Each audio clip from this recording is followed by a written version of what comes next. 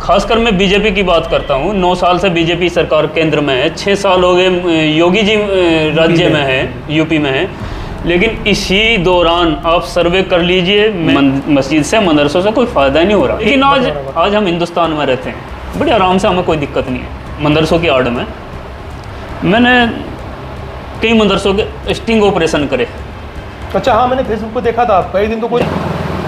सबसे बड़े भेदभाव की बात जो उसी स्टेज से होती है, जो मैं महसूस करता हूँ और तमाम मुसलमानों को उस बात को महसूस करना चाहिए। मैं, ऐसा नहीं है कि मैं किसी उलेमा पर या किसी मदरसे पर कटाक्ष कर रहा हूँ, मैं सिर्फ अपना दर्द और जो हकीकत है वो बयान कर रहा हूँ। मेरी अगर बात गलत हो तो आप तथ्यात्मक उसका इनकार करें। अगर ये बात कहते हैं कि सरकारों ने हमारे साथ भेदभाव किया और करती है और हमारी धार्मिक मान्यताओं पर रोक लगाती है, तो खासकर मैं बीजेपी की बात करता हूँ। 9 साल से बीजेपी सरकार केंद्र में है, 6 साल हो गए योगी जी राज्य में है, यूपी में है। लेकिन इसी दौरान आप सर्वे कर लीजिए, मैं बिल्कुल सटीक जानकारी दे रहा हूँ आपको।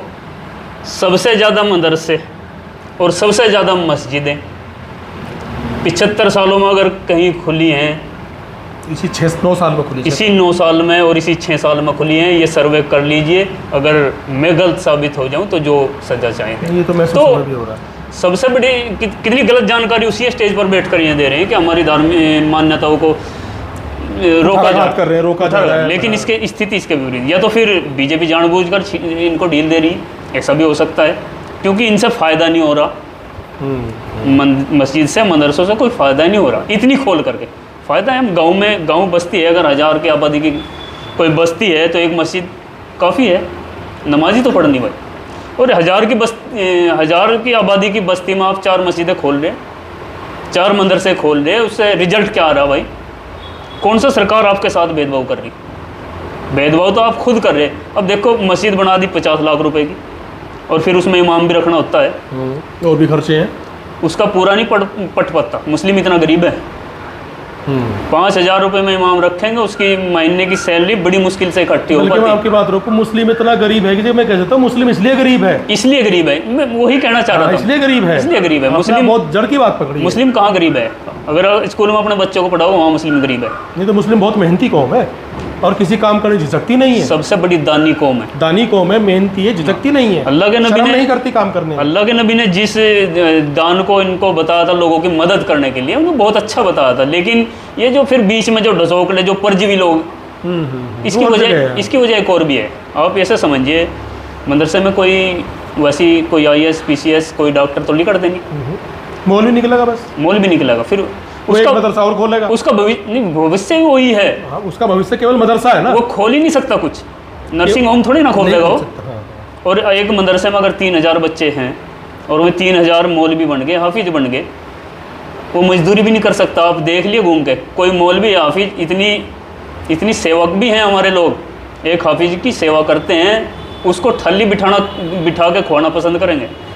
3000 अगर हाफिज और मौलवी निकल गए तो आपको कोई मजदूरी करता नहीं मिलेगा। देखो, अपवाद तो कोई हो सकता है, क्योंकि हाँ, उसे मतलब बहुत से लोग हैं, ऐसी बात नहीं, सम्मान देती है, मोहम्मद सम्मान देती है। उसे कहते हैं यार मजदूर से ऊपर उठा हुआ इंसान। हाफिज का दर्जा बताया गया है कि वो उसके सर पर ताज होगा क़यामत के दिन, जो आखिरत में। लेकिन चलो, आखिरत की बात है, मैं कोई विवादित टिप्पणी नहीं करूँगा, वो अलग चीज़ है। हाँ, वो धार्मिक लोग बेहतर जानते हैं, मैं क्यों उस पर। लेकिन मैं दुनियावी बात अगर बताना चाहूँ तो जब मदरसे से 3000 या 4000 एक मदरसे से हाफिज या मौलवी निकल रहे हैं 10 साल में, 5 साल में, और उनका भविष्य सिर्फ और सिर्फ मस्जिद और मदरसा है, वो खोलेगा यार, उसका काम कैसे चलेगा? आखिर पेट तो लगा हुआ है ना, बच्चे भी हैं, शादी भी होगी, सब कुछ है, खर्चे तो उठेंगे। और यही कारण एक है कि 1000 की बस्ती में, 1000 की आबादी की बस्ती में 4-4 मस्जिद और 4-4 मदरसे आपको मिलेंगे। और मैं थोड़ा सा और आगे अगर चला जाऊँ, जब मैं सोच रहा था कि शायद मैं मदरसा टॉपिक ना छेड़ूँ, लेकिन देखो समाज की वास्तविकता है। देखो मुस्तफा भाई, मैं हिंदू हूँ, अगर मेरे समाज के लिए कुछ चीज़ जरूर मुझे कहनी पड़ेगी। आप मोमडन हैं, अगर आपको लगता है आपके समाज में कुछ विकृति है तो आपको कहनी चाहिए। अगर हम गूंगे हो जाएंगे तो कल अपने बच्चों को भविष्य में खराब करके जा रहे हैं। बिल्कुल बिल्कुल। देखो, अगर हितैषी का भी मतलब यही है। मेरे से बहुत सी बार मेरे जो निजी दोस्त होते हैं, मेरी गलती का फ़ोन करके बोलते हैं। सही बात है, अगर गलती, और मैं उनका बड़ा आभारी होता हूँ, क्योंकि अगर मैं गलती मेरी ना सुधारते तो वो गलती मैं कहीं और लोगों के बीच करता तो वहाँ मुझे तौहीन उठानी पड़ती। और यही मैं बार बार, आप तो जुड़े हुए हैं फेसबुक पे मेरे से, मैं बार बार इसी पर कुटाराघात करता हूँ। जबकि लोग ये कुछ जाहिल लोग किस्म के ये कहते हैं कि मदरसों के खिलाफ या आलिम हूँ, मैं थोड़े अनाड़ी लोग हैं, मैं मदरसे के या किसी मौलवी के खिलाफ नहीं, लेकिन ये जो ढसोकले और ये सिर्फ एक जो रोज़गार लोगों ने बना लिया, मैं इस चीज़ के खिलाफ हूँ। और यही मैन मकसद है मुसलमान के गरीब होने का। आप सही बात पकड़ी आपने, मुझे भी ऐसा लगता है कहीं ऐसा ही है, वास्तविक हमारे यहाँ भी स्थिति, शुरू हो गया। वास्तविक स्थिति है ये। देखो मैं आपको, हाँ इसका सबूत है, पिछले 100 साल में यूरोपियन कंट्रीज में कोई नया गिरजाघर चर्च नहीं बना, और हमारे यहाँ हिंदुओं में यही है। हमारे यहाँ मंदिरों की तादाद इतनी बढ़ती जा रही है। आप कोई नई कॉलोनी बनेगी, सबसे पहले वहाँ मंदिर बनेगा। आपकी नई कॉलोनी कटेगी, जैसा भी ये हमारे गांव की रोड है मंडी के पास, पहले मस्जिद बनी, फिर कॉलोनियाँ कटी, फिर कॉलोनियाँ कटी। मतलब ये समझ में नहीं आ रहा कि हमें कॉलोनियाँ बेच रहे हैं कि मस्जिद बेच रहे हैं। ऐसे हमारे हमें नहीं पता वो मंदिर बेच रहे हैं कि मस्जिद क्या बेच रहे हैं। देखो गंगों की बात आपने की, गंगों के आसपास जितने भी में कॉलोनियाँ कटी हुई हैं, क्योंकि मेरे भी एक थोड़ी सी जिज्ञासा रहती है जानकारी करने के लिए। जैसे मैं आपसे बोला कि इस मैटर में तो मैंने एक PhD कर ली। मैं नमाज के टाइम में अक्सर अगर गंगो होता हूँ तो मैं अक्सर आसपास जो गंगों का जो बाहर का एरिया है, मस्जिदों में नमाज़ पढ़ने के लिए कई बार गया। मस्जिद है बड़ी आलीशान, 50 लाख खर्च करके मस्जिद बनाई गई है, नमाज का टाइम है, और मैं नमाज़ पढ़ने गया, वहाँ मेरे से अलग कोई दूसरा नमाजी नहीं मिला। अब मस्जिद ये नहीं पता उन्हें किस लिए बनाई। क्या जनाब ये बात दोबारा दोहराओ, मुझे तो चाहती हूँ आपकी बात सुन के। मतलब नमाज का टाइम है, आप किसी मस्जिद में नमाज पढ़ने गए तो दूसरा कोई नमाज ही नहीं मिला? दूसरा कोई नमाज ही नहीं है। अरे और अगर ये बोल दो ना कि मस्जिद बनाना गलत, तो अभी पत्थरों से ढेर कर देंगे। तो इसका मतलब यहाँ भी कोई धंधेबाजी, धर्म की धंधेबाजी कर रहे हैं लोग बहुत ज़्यादा। इतनी कहीं नहीं मिलेगी आपको वर्तमान में। और इसकी सिर्फ और सिर्फ वजह, मैं फिर माफ़ी के साथ कहना चाहूँगा, इसकी सबसे बड़ी वजह मदरसे हैं। मदरसे वालों का एक सनक सवार है कि जितनी मस्जिदें खोलो, जितने मदरसे, अरे भाई खोल तो लो, कोई मना नहीं है, धार्मिक चीज़ है, खुलनी चाहिए, लेकिन एक संख्या भी तो, कोई मानक भी तो। भाई मस्जिद आबादी है या नहीं है? अब 47 की बात बताते हैं लोग कि पानीपत में 300 मस्जिदें थी, आज वीरान है। भाई वीरान तो होंगी जब वहाँ मुस्लिम नहीं रहा, पाकिस्तान चले गया। और उनका बहुत ही दुख अफसोस है कि मस्जिद अल्लाह का घर है और वह वीरान है। होना भी चाहिए, मुझे भी है। वो एक विभाजन था, वो एक त्रासदी थी, बहुत ही उस गलत माहौल था उस टाइम, वो बहुत गलत हुआ। लेकिन आज हम हिंदुस्तान में रहते हैं, बड़े आराम से, हमें कोई दिक्कत नहीं है। गांव की आबादी है, आज हम मस्जिदें बनाकर उन्हें वीरान कर रहे, ये कितनी बड़ी गलती है। वो तो एक हादसा हो गया था 47 का, मार काट हुई, लोग मरे, लोग पाकिस्तान चले गए, लोग इधर रह गए। जो जहाँ से मुस्लिम विस्थापित हो गए, मस्जिदों का क्या होता है, तो वीरान होंगी, उनमें डंगर बंद हो, कुछ भी हो, क्योंकि जब दूसरे लोगों के हाथ में चलेगी। और आज हम खुद ऐसी मस्जिदें बना के तैयार करें जहाँ नमाजी नहीं है, तो फिर क्या होगा? ये इससे बड़ा गुनाह क्या होगा? ये मेरा आलिमों से सवाल है। ऐसी इस तरह की मस्जिद बनाना क्या जायज़ है जहाँ पर नमाजी ना हो? और मैं फैक्ट बता रहा हूँ, आप चेक कर सकते हैं, गंगों के आसपास आपको दर्जनों मस्जिद ऐसी मिल जाएंगी जिनमें नमाजी नहीं मिलता। अगर नमाजी इमाम है ना, तो पीछे जो तकबीर पढ़ता है, तकबीर पढ़ने वाला नहीं मिलेगा। तो कुल मिलाकर कितनी बड़ी विडम्बना।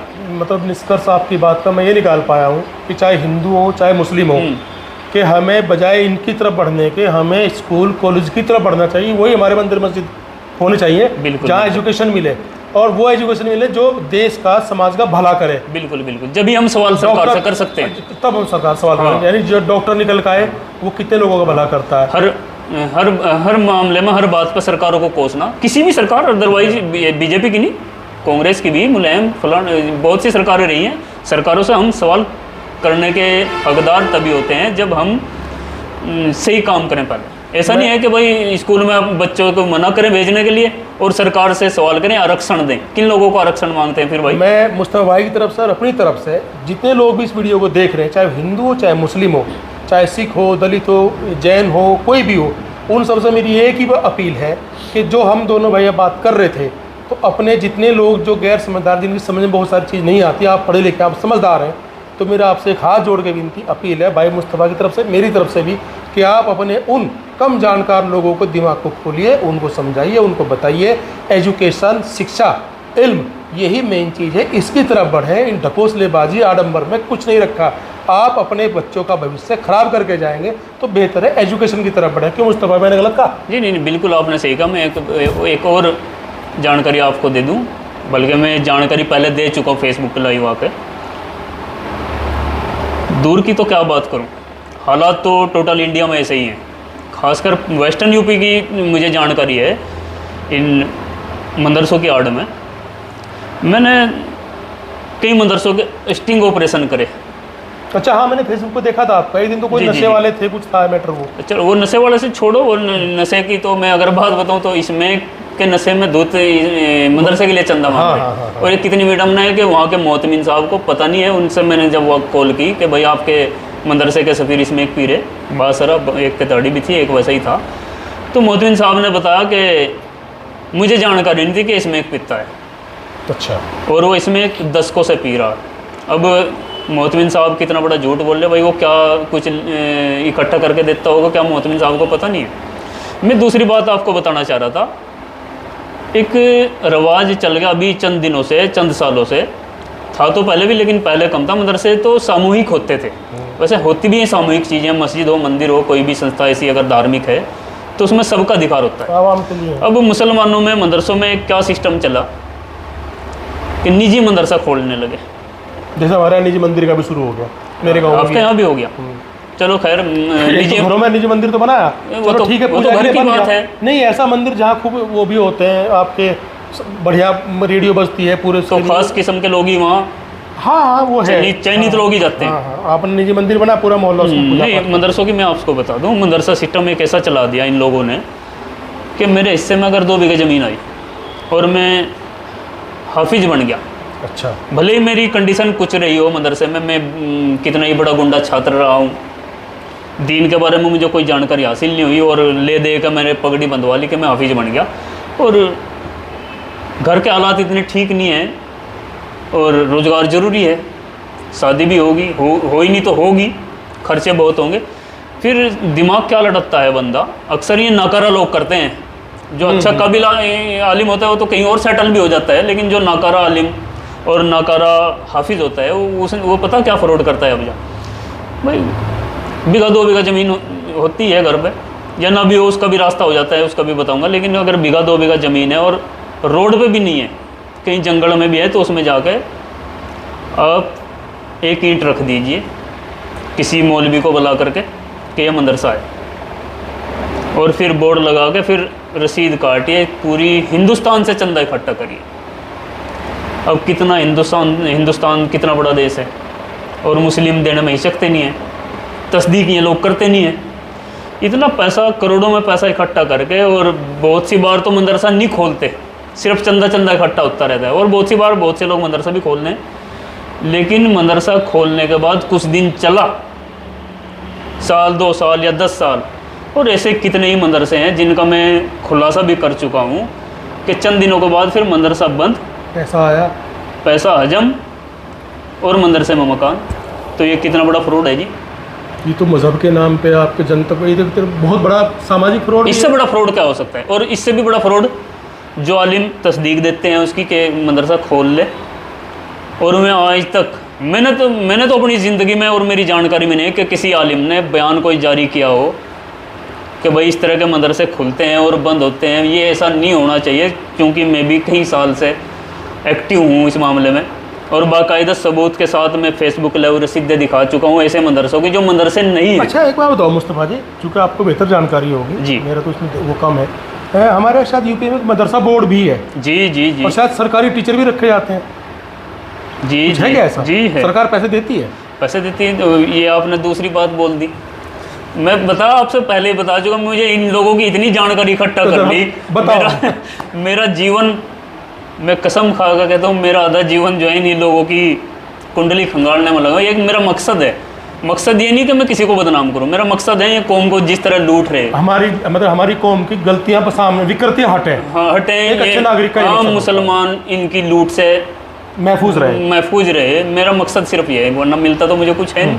कोई फिलहाल आपको गालियां मिलती होंगी, मिलेगी भी। हाँ गालियां मिलती हैं, धमकी मिल सकती होगी। धमकी भी, मैं धमकी की भी वीडियो वायरल है मैंने करी थी। हाँ, तमाम तरह की, चलो खैर ये फिर बात दब जाएगी, मैं बताता हूँ। मदरसा बोर्ड की जो आपने जिक्र करा, फिर वहीं उसी स्टेज पर पहुँचते हैं जहाँ मौलवी बैठ के बयान करता है ना कि हमारे साथ भेदभाव। अच्छा, आपने कहा था। उसी स्टेज पर मैं पहुँचता हूँ दोबारा कि उसी स्टेज पर बैठ के मौलवी कहता है कि हमारे साथ भेदभाव होता है हिंदुस्तान में, और उसी स्टेज पर स्कूलों का बाइकआउट करता है। मैं ये मदरसा बोर्ड से इसको जोड़ता हूँ, हर कड़ियाँ जुड़ेंगी इन लोगों से, हर कड़ियाँ जुड़ेंगी, और बिल्कुल तथ्य के साथ जोड़ूंगा।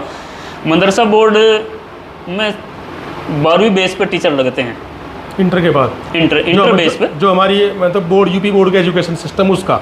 हाँ, एक मदरसा बोर्ड है इनका, और मुस्लिमों के ही मदरसे सब A to Z, जो हमारे धार्मिक मदरसे वहीं रजिस्टर्ड है मदरसा बोर्ड में। ठीक है। और उनको टीचर लगाने की अथॉरिटी है, सरकार पैसा देती है। अच्छा, बाकायदा जो भी होगा 10,000 या 12,000 या 20,000 जो भी होगा, मैं बिल्कुल इसकी जानकारी नहीं है, लेकिन है, सरकार पैसा देती है। रुक भी जाता है बहुत बार, कई महीने, वो एक अलग मैटर है। लेकिन मैं आपको भेदभाव की बात बता रहा हूँ, जो यहाँ स्टेज पर बैठ कर कहते हैं ना कि सरकार हमारे साथ भेदभाव करती है मुसलमानों के साथ, ये सिर्फ लोगों को गुमराह करते हैं, मुसलमानों को। इनसे बड़ा भेदभाव मुसलमानों के साथ कोई नहीं कर सकता, इन उलमाओं से ज़्यादा इनका तो बस नहीं चलता। अगर इनका बस चल जाए तो सबसे पहले मुसलमानों की ही गर्दन मरोड़ेंगे, सबसे पहले, और मरोड़ रहे हैं। मैं आपको, आप गुस्सा मत मानिए, मैं आपको जानकारी दे रहा हूँ, आप हैरान रहोगे। गंगो क्षेत्र में ये जो मदरसा बोर्ड की गुरुजी ने बात करी, मदरसा बोर्ड में टीचर हैं 65। अच्छा, गंगो क्षेत्र में। अच्छा, और ये 65 टीचर लगाने वाले मौलवी हैं जी। मौलवी कहें, हाफिज कहें, अपॉइंटिंग अथॉरिटी वो है। अच्छा। इनके थ्रू लगते हैं। अच्छा। और भेदभाव सुनिए आप, 65 में से 60 हिंदू हैं। क्या मतलब? 65 टीचरों में से 60 टीचर हिंदू हैं मदरसों में। और वो फिर पढ़ाते क्या है वहाँ, पढ़ाई? हिंदी। अच्छा, ये वो मदरसे हैं जो हिंदी बोर्ड के उसमें अंडर में हिंदी पढ़ाएं या उर्दू पढ़ाएं, जो भी पढ़ें। मेरा कहने का मकसद ये है, क्या 65 में से इन्होंने जो है 60 हिंदू मिल गए, क्या ये भेदभाव नहीं है? मुसलमान बच्चे यहाँ पढ़े लिखे नहीं है क्या? मैं ये नहीं कहता कि लगाने नहीं चाहिए, मुझे तो कोई प्रॉब्लम नहीं है। नहीं, आपने तो सवाल का जवाब दिया, जो भेदभाव का इल्जाम लगता है। मुझे तो कोई प्रॉब्लम नहीं है, हिंदू भी लग सकता है, क्यों नहीं लगेगा? तो ओपन कंपटीशन। लेकिन ये जैसे सरकार पे आरोप लगाते हैं कि हमारे साथ नौकरियों में भेदभाव हो रहा है, इस सवाल का जवाब दे रहे हैं। इस सवाल का मैं जवाब दे रहा हूँ कि 65 में से 60 हिंदू लगा दिए, 5 मुस्लिम क्यों मिले? तो हिंदू भेदभाव कहाँ है? भेदभाव तो इन लोगों के अंदर है। और क्या कारण है इसका भेदभाव का, आप समझे? पैसा, मतलब रिश्वत। इसमें अपॉइंटमेंट में रिश्वत जी जी जी। अच्छा, जैसे हमारे लाखों रुपए लेकर के टीचर लगाए गए कमेटियों द्वारा। अब मुस्लिम भाई मदरसा है, अगर किसी मुस्लिम के लगाने की बात करेंगे तो पैसा नहीं देगा, देगा भी, अगर देगा भी वो बताएगा, ओपन होगी ना बात, बदनामी आएगी भाई मौलवी पैसे लेकर टीचर लगा रहा। और एक हिंदू, क्योंकि रोजगार की तलाश में तो रहते हैं ना सब, एक हिंदू चुपचाप 1 लाख या 1.5 लाख भी देगा, 1.5 लाख रुपए के। मेरे पास मुझे इसकी जानकारी है, मैं कोई विवादित या इल्जाम नहीं लगा रहा, तो है, वो तो मौके पे दिख जाएगा। हाँ, दिख जाएगा, ऐसा नहीं है कि छुपी बात है। तो इनसे बड़ा भेदभाव कौन करेगा? और ये मेरा दर्द है, इसलिए कुछ लोग ये भी बोलते हैं कि भाई मुस्तफ़ा तेरी बात तो ठीक है, लेकिन सोशल मीडिया पे इस तरह मीडिया के सामने आकर आपको नहीं बोलना चाहिए। तो कहाँ बोले भाई? नहीं, घर में जाकर कान में बोलेंगे क्या? नहीं, ये जो लोग कहते हैं कि नहीं बोलना चाहिए, क्या आपको ये जानकारी थी? नहीं थी मुझे। पहली बार बहुत सारी नई चीज़ मेरे सामने आ जाए, मुझे जानकारी नहीं थी। और हम जिन लोगों का हम बचाव करते हैं, हमसे मतलब ये जो अंधभक्त उलेमा का या मदरसे का, इस तरह के मदरसे का, उन्हें तो इनके खिलाफ बोलना चाहिए। तो इन लोगों के हक दाब रहे यार। हाँ, विरोध आपकी जगह उनका होना चाहिए। अगर 65 मुस्लिम लगते लड़के, ये जो सोशल मीडिया पर दिन भर जो है कटाक्ष उल्टी और इनका झंडा बुलंद करते हैं, इनका तो हक छीना इन लोगों ने। उनका छीना, जाहिर सी बात। बताते हैं कि हिंदू भेदभाव करता है, सरकार भेदभाव करती है, और भेदभाव ये खुद कर रहे। और अगर मेरा बाकी मुझ जैसा एक अदना सा आदमी इन लोगों की पोल खोलता है, तो मैं धार्मिक विरोधी, हालांकि मैं चैलेंज करता हूँ जिस तरह के लोग कमेंट करते हैं कि तू दीन से भटक गया। मैं इनसे लाख बेहतर दीन की जानकारी रखता हूँ। मेरे आइडियल ये नहीं लोग हैं, मेरे रोल मॉडल आप सल्लल्लाहु अलैहि वसल्लम हैं। मैं उनकी ज़िंदगी को पढ़ता हूँ, सहाबाओं की ज़िंदगी को पढ़ता हूँ। और ये किन को पढ़ते हैं? ये जो डसोकले, जो इन्हीं का हक खा रहे, ये विडम्बना है। और जितना जल्दी ये समझ सकें, इन लोगों को समझेंगे, ये मेरे कहने से तो नहीं समझेंगे। देखो इस मामले में जो हमारे अच्छे आलिम हैं, ऐसी बात नहीं, लुटिया एकदम नहीं डूबी, बहुत से काबिल उलेमा हैं, उन लोगों को बयान जारी करना चाहिए निजी मदरसे के ख़िलाफ़, इस तरह के लोगों के ख़िलाफ़ थोड़ा गाइडलाइन जारी करे। भाई जब बच्चे इतने नहीं हैं, आबादी इतनी नहीं है, इतनी मस्जिदें, इतने मदरसे, ये ढसोकलेबाजी है और कुछ नहीं है। मस्जिदें वीरान हो रही हैं, मदरसों से पढ़ करके अपने निजी मदरसे खोल रहे हैं, गुंडागर्दी बढ़ रही है। और फिर हम सरकार पे इल्ज़ाम करते हैं। यार जितना अपने स्तर पर सुधार कर सकते हैं, इतना तो हमें खुद करना पड़ेगा, तब जाके हम सरकार को बोल सकते हैं। मैं किसी बीजेपी का, किसी पार्टी का पक्ष नहीं ले रहा हूँ। तो अगर कोई अदरवाइज ले, जैसा मैं दर्द रखता हूँ अपनी कौम को लेकर, हिंदुओं को लेकर, उनका जो दिक्कतें हैं, कोई दर्द आपका भी है। हाँ, बहुत से लोग मेरे से ये बोल मैं भी देते निशान हैं, नहीं पाता हूँ, आप भी निशान नहीं पाते। बहुत से लोग मेरे से ये बोल देते हैं कि तू बीजेपी का पक्ष रखता है। उनको अगर थोड़ा अंकों से दिखता हो और कानों से सुनाई देता हो, तो मैं हर मुद्दे के खिलाफ लिखता हूँ। वो बीजेपी के खिलाफ भी जाती हैं, कांग्रेस के भी खिलाफ जाती हैं। अदरवाइज जो भी गलतियाँ हैं, मैं सिर्फ गलतियों के खिलाफ बोलता हूँ। देखो अभी जो कहा ना कि बीजेपी के खिलाफ, बीजेपी के पक्ष में, आपको मैं एक मतलब टेस्टेड चीज़ बता रहा हूँ, ऐतिहासिक चीज़ है। जब किसी भी देश में कोई खास कम्युनिटी को दबाया जाता है, तो वो कम्युनिटी क्या करती है? जैसा यहूदियों को दबाया गया था, वहाँ उसे हिटलर ने दबाया था, वो कम्युनिटीज़ क्या करती हैं? वो अपने खोल में आ जाती हैं और एजुकेशन की तरफ बढ़ने लगती हैं, अपने आप को सर्वाइव करने के लिए। बिल्कुल। वो कम्युनिटी कुछ तो करेंगी। उनके पास एक ही रास्ता पड़ता है, एजुकेशन, चुपचाप एजुकेशन, अपना रोजगार। आज मोमडन इंडिया में अगर आपके माने लिंचिंग हो रही है, थोड़ा भेदभाव हो रहा है थोड़ा बहुत, ऐसा नहीं है, नहीं है ऐसा नहीं है, कुछ है ऐसी ताकतें, हालांकि लेकिन इनसे ज़्यादा नहीं है। ये तो इनका, ये जो खुद का कर रहे हैं, तो उसका क्या लाभ हुआ मोमडन आज की तारीख में? सबसे ज़्यादा लाभ मैं क्यों समझता हूँ, ये आपको 10 साल में दिख रहा है कि नहीं, ये तो मैं अभी बात भी हुई थी, गंगों की बात ले लो आप, तमाम नर्सिंग होम किन लोगों के हैं? पहली बार मोमडन कम्युनिटी एजुकेशन की तरफ जिस तेजी से दौड़ी है, ये इतिहास का पहला वो है। बल्कि दोनों तरफ कहूँगा, दोनों तरफ। एक तरफ तो मुस्लिम बच्चे शिक्षित होकर के अपने रोजगार इन 10 सालों में, और दूसरी तरफ जो सबसे बड़ी कमी आई है, ये जो बेलगाम हुए हैं, ये जो कुकुरमुत्ते की तरह जो मदरसे खुले, ये भी नहीं 10 सालों में, ये भी 10 सालों में उभरे हैं, ये भी 10 सालों में उभरे। अगर ये ना उभरे तो मैं समझता हूँ कि इन 10 सालों में मुस्लिम जितनी प्रोग्रेस कर सकता था, बहुत ही ज़्यादा प्रोग्रेस कर सकता था। इसलिए इन लोगों को थोड़ा इस पर ध्यान देना पड़ेगा। एक चीज़ और भी है मुस्तफ़ा भाई, हम हिंदू हैं, हमारे देश में हिंदू भी है, मुसलमान भी हैं, सिख भी हैं, जैन भी हैं, सारी अलग अलग कम्युनिटीज़ हैं। ये तो एक पंथ निरपेक्ष देश है। अब होता क्या, किसी भी देश में अगर कोई कम्युनिटी दूसरी कम्युनिटी के साथ में आपस में उनकी टसनबाजी है, तो क्या होता है, देश की प्रगति रुक जाती है। मैं आपको हिंदुस्तान का उदाहरण देकर बता रहा हूँ। 89 तक हम चीन से आगे थे, 1989 तक हम चीन से आगे थे, हर मामले में आगे थे। उसके बाद क्या होता है कि बाबरी मस्जिद होती है, कभी कुछ होता है, हिंदुस्तान दंगे भड़कते हैं, कम्युनिटीज आपस में बैर भाव बढ़ा, वो किसने करा, हम इस मुद्दे पे नहीं जाते, हुआ रिजल्ट ये है कि हुआ, आपस में तफरकात बढ़ी है सारी कम्युनिटी के बीच में। तो रिजल्ट क्या आया, आज चीन कहाँ है, हम कहाँ हैं? वहाँ कोई धार्मिक भेदभाव है, जबकि हमारा डेमोक्रेसी थी, वो हमारा तो तानाशाही थी, हम आगे थे, हमें तो और आगे जाना चाहिए था। हमारा एजुकेशन सिस्टम उनसे बेहतर था तब भी। आज क्या है कि हमारी जो वर्ल्ड की यूनिवर्सिटी, हम कहीं नहीं है, इंडिया कहीं नहीं है, भले सरकार कुछ ही बोलते रहे, हम वो सारे मार्ग में बहुत पीछे चले गए।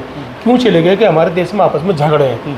तो भाई ये हिंदू मुस्लिम वाले हम छोड़ दें, बिल्कुल। एक देश हमारा ही है। आज हो सकता है सरकार हमारे खिलाफ हो, कल आपके खिलाफ हो, परसों मेरे खिलाफ हो, सरकार किसी ना किसी के विरोध में हमेशा रहती है। तो सरकार को अपने हिसाब से काम करना पड़ता है। इन चीज़ों को छोड़े, हमें आपस में एक मिलकर चलना चाहिए, तब देश आगे, तभी हम तरक्की कर। और ये जो कुरीतियाँ है ना, हिंदुओं में बहुत कुरीतियाँ हैं, कभी दोबारा किस दिन बैठेंगे उस दिन और सामने आएंगे। मोमडन में आपने जैसे बहुत ज़्यादा बताई, मुखरता से बताई, और ये तो कुछ भी नहीं है, ये तो बहुत कम बताई। हमारे यहाँ भी की किल्लत, हमारे यहाँ भी ऐसी, आपके यहाँ कोई कहता है कि सिख, लेकिन मैं आप वालों के खिलाफ क्यों बोलूँ, आप मेरे वालों, बिल्कुल। ये तो हमें अपने अंदर की कमियाँ खुद ही, हिंदू की कमियाँ जानता हूँ, क्योंकि इससे तो फिर जो है आपस में तनाव आ जाएगा। अगर मैं बाबा बागेश्वर धाम की अगर बात छेड़ दूँ तो मुझे गालियाँ मिलेंगी, वो काम मेरा है। मुझे बताओ या जब आप आगे इस्लाम मदरसों क्या के चीज़ या है? आप किसी आलिम के खिलाफ बोलोगे तो मुझे खुद गुस्सा आएगा। मैं शुरू से ये बात बोलता हूँ भाई, मुसलमान में कोई दिक्कत है, मोहम्मदन धर्म में कोई कमी है तो मुसलमान बोले बिल्कुल बिल्कुल, मैं बोल इतने तो ऐसा तो नहीं कि इतने भी अनएजुकेटेड लोग नहीं है। जी जी, तो जिसको हमारा मैं खामियाजा बोलूँ। भुगतना पड़ रहा। बिल्कुल। तो साथियों, ये थी हमारी और लोकेश जी की चर्चा हम कुछ और करना चाहते हैं, लेकिन ये चलो जैसे भी है, बहरहाल ये भी सामाजिक मुद्दे हैं, धार्मिक मुद्दे हैं और हमसे जुड़े हुए मुद्दे हैं। बने रहिए इसी तरह हमारे साथ, गांव गवांड के साथ। चर्चा भविष्य जय में भी हिंद। कभी होगी, चलती रहेगी। जी, आगे फिर होगी कभी, तो फिर बात करेंगे। जय हिंद।